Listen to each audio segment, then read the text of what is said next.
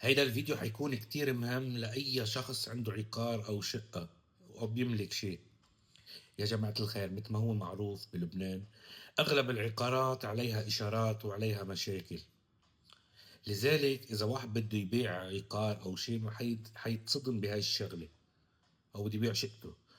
طيب، أنت شو لازم تعمل؟ لازم تعمله أول شيء لتعلي قيمة عقارك. لازم تنظف الإفادة العقارية، تنظف عقارك. يعني إذا في إشارات معينة تشيلها. أكيد نحن بنساعدكم شيل الإشارات، والإشارات أنواع كتيرة سبق وحكيت عنهم وحرجع أحكي حسب نوع الإشارة. في إشارات معقدة، في إشارات غير معقدة، في إشارات بتخولك تسجل، في إشارات ما فيك تسجل. عرفت؟ بتمنع عليك التسجيل. على كل الأحوال أنت لازم تنظف عقارك كل ما تقدر، بس بدك تبيعه تزيد من قيمته وتكون مستعد.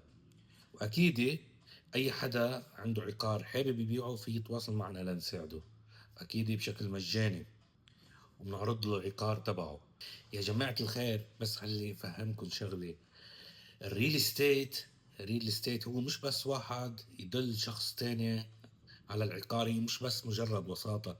اللي يشتغل ريل استيت بده يكون عنده ملم وعنده معرفة بالشؤون العقارية وبالشؤون القانونية بهيدا المجال.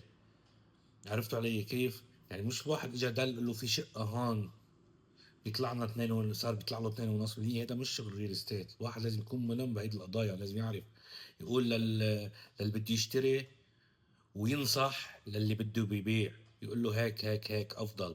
يفهمه للمشتري انه في عقار هيك هيك هيك افضل. يقول له هيك السعر بيسوى حاليا. كل واحد عن انفراد بيقرب وجهات النظر. يعني بدها شغل دؤوب وشغل جدي، مش بس مجرد يتصل في يدله ويقول له في هذا العقار خلص مهم ياخذ كوميشن. لا، ما انت بدك تعمل سمعتك. على كل الاحوال اللي عنده حدا، اي حدا عنده عقار فيه يتواصل معنا، بنساعده بكل الامور. واذا بحب نعرض له اياه اكيد بنعرض له اياه بشكل مجاني. فيكم تشرفونا على المكتب وتجيبوا كل الاوراق المطلوبه. مثلا صاحب العقار يجيب صورة السند، إفادة كذا، إفادة جديدة. نتداول بنشوف شو في العقار، شو ممكن عمل، شو ممكن ينسوى، والتفاصيل التانية. نحن مكتبنا بفرن الشباك، بتلاقوا الموقع كيف توصلوا عنا مثبت بأول فيديو بالفيديوهات على الصفحة. وأهلا وسهلا فيكم.